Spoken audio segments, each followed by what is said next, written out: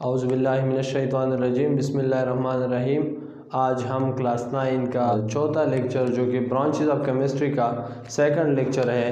Branches of chemistry last 4 branches जो रह गई थी आज हम वही डिस्कस करेंगे।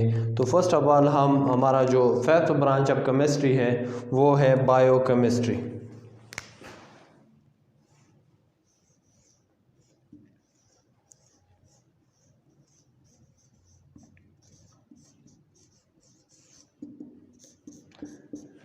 हमारे पास बायोकेमिस्ट्री ये केमिस्ट्री का कौन सा ब्रांच है, तो हम इसे डिस्कस करेंगे कि बायोकेमिस्ट्री केमिस्ट्री का वो ब्रांच है जिसमें हम सब्सटेंस की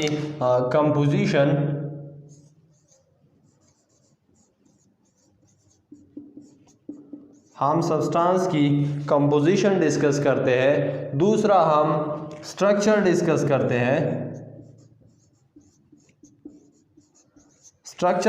करते हैं, और तीसरा हम उनकी केमिकल रिएक्शन डिस्कस करते हैं।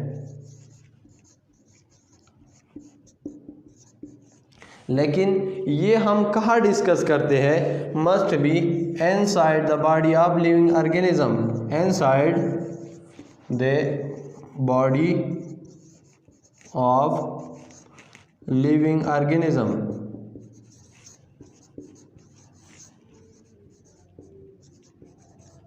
तो इस ब्रांच ऑफ केमिस्ट्री को हम कहते हैं बायोकेमिस्ट्री। बायोकेमिस्ट्री हमारे पास केमिस्ट्री का वो ब्रांच है जिसमें हम किसी सब्सटेंस की कंपोजिशन, स्ट्रक्चर, केमिकल रिएक्शंस को स्टडी करते हैं। कहा inside the body of living organism. जैसा कि लिविंग ऑर्गेनिज्म हमारे पास ये ह्यूमन भी हो सकता है, ह्यूमन, और इंसेक्ट्स भी हो सकते हैं, इंसेक्ट्स, और एनिमल्स भी हो सकते हैं, एक्सेट्रा। अब हमारे पास दूसरी बात आई कि what is composition, structure and chemical reaction. जैसा कि हम पहले ही डिस्कस कर चुके हैं कि अगर मैं एग्जांपल ले लूँ एक सब्सटेंस का बायोकेमिस्ट्री में, जैसा कि मैंने ले लिया ग्लूकोज C6H12O6। अब ये हमारे पास एक सब्सटेंस हुई। हम बायोकेमिस्ट्री में इस तरह की एक सब्सटेंस को डिस्कस करते हैं। किस तरह डिस्कस करते हैं? इसकी कंपोजिशन को डिस्कस करते हैं कि ये कौन सी एलिमेंट से बना हुआ है। तो जैसा कि हम जानते हैं कि ये कार्बन, हाइड्रोजन और ऑक्सीजन से बना हुआ है, ये उसकी कंपोजिशन है। इसको हम लिविंग बॉडी के अंदर स्टडी करते हैं। अभी स्ट्रक्चर, इसमें structure only arrangement of atom है कि इस कंपाउंड में हमारे पास स्ट्रक्चर कैसे, एलिमेंट कैसे अरेंज होते हैं। और तीसरा हम केमिकल रिएक्शंस को स्टडी करते हैं कि ये कंपाउंड बॉडी के अंदर कौन सा केमिकल रिएक्शन करता है। तो ये जब भी बॉडी के अंदर रिएक्शन करता है तो हमें ATP in the form of energy देता है। हमारे पास energy in the form of ATP, ये हमारे पास एनर्जी होता है यूजफुल। अब ये हुई हमारे पास बायोकेमिस्ट्री। बायोकेमिस्ट्री की हम कुछ एप्लीकेशन भी स्टडी कर सकते हैं कि बायोकेमिस्ट्री हमारे पास यूज़ होता है। Biochemistry are use in the field of medicine में भी यूज़ होता है, एग्रीकल्चर में भी यूज़ होता है, एक्सेट्रा। तो बायोकेमिस्ट्री ये केमिस्ट्री का वो ब्रांच है जिसमें एक कंपाउंड या सब्सटेंस की composition, structure, chemical reactions, synthesis, उसको स्टडी करते हैं। किस तरह? कहा inside the body of living organism. जैसा कि लिविंग ऑर्गेनिज्म ह्यूमन भी हो सकता है, कोई भी लिविंग ऑर्गेनिज्म हो सकता है, इसको हम कहते हैं बायोकेमिस्ट्री। एक और ब्रांच हमारे साथ है न्यूक्लियर केमिस्ट्री। न्यूक्लियर केमिस्ट्री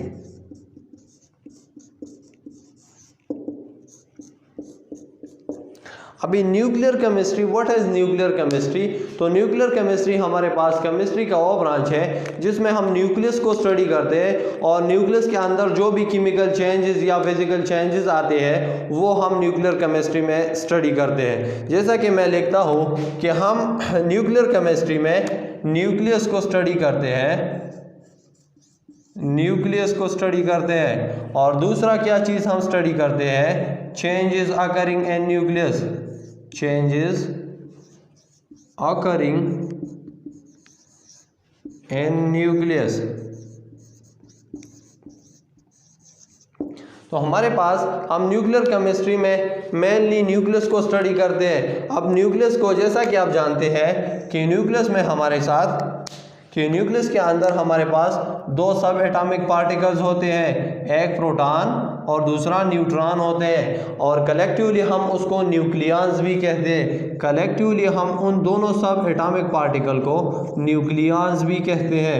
अब हम न्यूक्लियस को स्टडी करते हैं न्यूक्लियर केमिस्ट्री में, और उनमें जो भी न्यूक्लियस में जो भी चेंजेस आता हो हम उसको भी स्टडी करते हैं। जैसा कि हमारे साथ एक फिनोमेना है रेडियो एक्टिविटी, हम रेडियो एक्टिविटी को स्टडी करते हैं, रेडियो एक्टिविटी। अब हमारे पास व्हाट इज रेडियो एक्टिविटी, तो रेडियो एक्टिविटी हमारे पास एक फिनोमेना है जो changes in the nucleus, radio activity की वजह से भी चेंजेस आते हैं न्यूक्लियस में। तो रेडियो एक्टिविटी क्या चीज़ है, हमारे साथ बहुत से एलिमेंट्स होते हैं जो हैवी होते हैं, उनकी एनर्जी इंतहाई बड़ी ज़्यादा होती है, तो वो हाईली अनस्टेबल होते हैं। तो स्टेबिलिटी के लिए उनके लिए ज़रूरी होता है कि वो अपनी एनर्जी रिलीज़ करता है कि वो स्टेबल हो जाए। जैसा कि मैं एग्जाम्पल लेता हूँ यूरेनियम का, मैं एग्जाम्पल लेता हूँ यूरेनियम न्यूक्लियस का। एक न्यूक्लियस है यूरेनियम का जो एक हैवी न्यूक्लियस है, तो ये कंटिन्यूसली एनर्जी रेडिएशन एमिट करते हैं एंड एमिट करते हैं radiation in the form of energy. तो इस फिनोमेना को हम कहते हैं रेडियो एक्टिविटी। और रेडियो एक्टिविटी को हमारे पास हम इसे इस्तेमाल भी करते हैं, जैसा कि हम उसे रेडियोथेरेपी में यूज़ करते हैं। रेडियोथेरेपी में we use them an radiotherapy, जो कि कैंसर की ट्रीटमेंट में ये बहुत बेनिफिशियल साबित होता है। तो रेडियो एक्टिविटी हमारे लिए मुफीद भी होता है कैंसर की या ट्यूमर की ट्रीटमेंट में। अब हमारे पास एक और ब्रांच है केमिस्ट्री का जो कि है इंडस्ट्रियल केमिस्ट्री। अब हमारे पास सातवां ब्रांच जो है केमिस्ट्री का वो है इंडस्ट्रियल केमिस्ट्री। इंडस्ट्रियल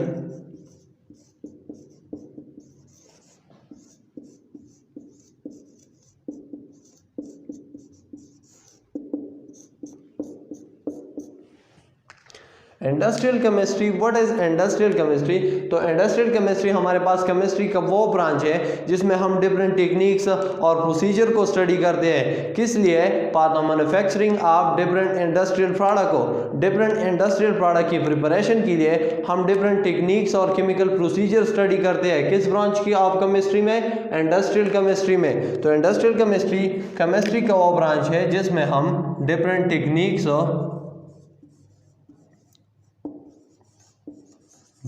टेक्निक्स और केमिकल प्रोसेसेस स्टडी करते हैं।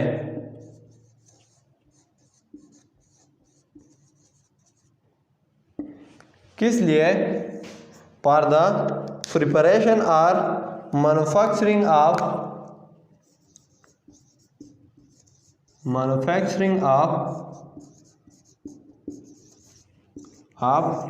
Different industrial product.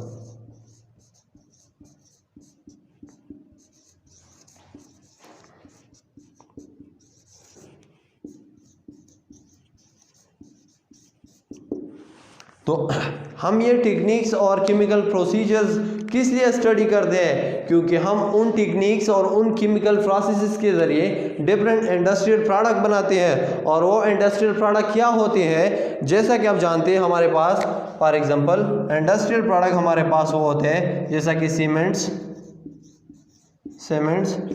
ग्लास,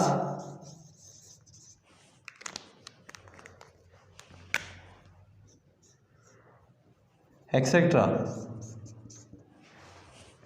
हम इन तमाम इंडस्ट्रियल प्रोडक्ट की प्रिपरेशन के लिए हम मुख्तलिफ प्रोसीजर और टेक्निक स्टडी करते हैं इस इंडस्ट्रियल केमिस्ट्री में। तो अब हमारे पास लास्ट ब्रांच ऑफ केमिस्ट्री वो है environmental chemistry. 8th branch of chemistry हमारे पास है एनवायरमेंटल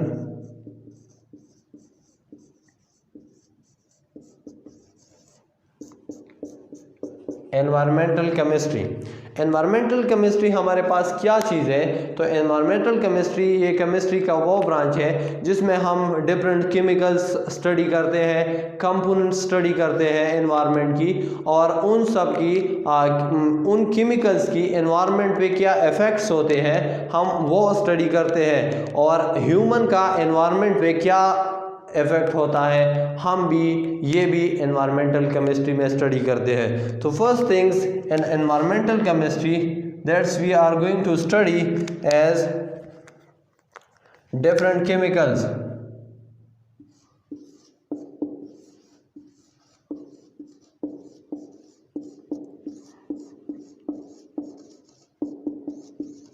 हम डिफरेंट केमिकल्स को स्टडी करते हैं। दूसरा हम क्या स्टडी करते हैं एनवायरमेंटल केमिस्ट्री में? हम components of the environment study करते हैं, components of the environment study करते हैं। और आखिरी चीज़ जो हम एनवायरमेंटल केमिस्ट्री में स्टडी करते हैं वो ह्यूमन एक्टिविटीज़ को स्टडी करते हैं, ह्यूमन एक्टिविटीज़ को।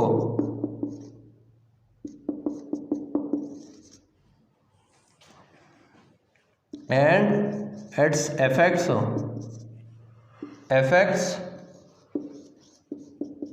on environment। एनवायरमेंटल केमिस्ट्री में हम डिफरेंट केमिकल स्टडी करते हैं और उनकी एनवायरनमेंट पे या ह्यूमन पे क्या हज़रात होते हैं हम वो स्टडी करते हैं। दूसरा चीज़ हम जो एनवायरमेंटल केमिस्ट्री में स्टडी करते हैं वो है कंपोनेंट्स, जो कि हम एनवायरनमेंट की जो कंपोनेंट्स हैं हम वो स्टडी करते हैं। तो जैसा कि आप जानते हैं कि एनवायरनमेंट की 2 कंपोनेंट्स होते हैं, एक होता है बायोटिक कंपोनेंट और दूसरा होता है abiotic component.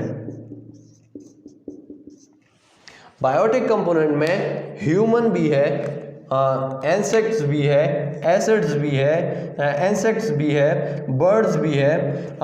All these thing living things are included in biotic in component of the environment.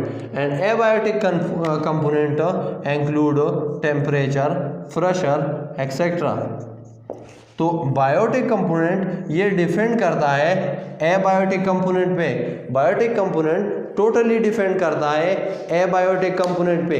तो ये हुआ हमारे पास एनवायरमेंटल केमिस्ट्री कि एनवायरमेंटल केमिस्ट्री में हम डिफरेंट केमिकल्स को स्टडी करते हैं, टॉक्सिक केमिकल्स को भी स्टडी करते हैं, यूजफुल केमिकल्स को भी स्टडी करते हैं कि उनका ह्यूमन पे क्या असर होता है, और हम का एनवायरनमेंट के डिफरेंट कंपोनेंट्स को भी स्टडी करते हैं जैसा कि बायोटिक है और एबायोटिक है।